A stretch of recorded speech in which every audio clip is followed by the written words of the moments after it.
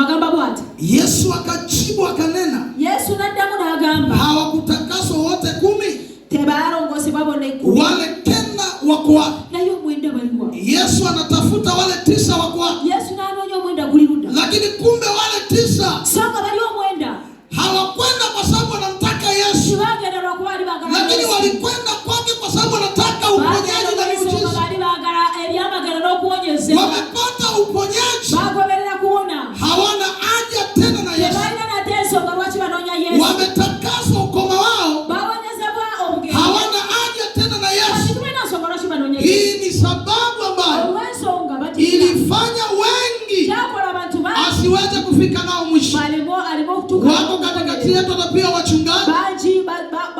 Wako katikati yetu watumishi mbalimbali ambao wakati mwingine hawajaanza huduma kwa sababu wanahitaji kutumika kwenye kusudi la Mungu. Lakini kwa sababu nao wanahitaji gari, nao wanahitaji fedha, nao wana maisha mazuri kama wengine walivyokuwa nao. Ndio maana linapokuja swala la majaribu, watumishi wengi wanarudi na kumwacha Yesu, kwa sababu wao kilicho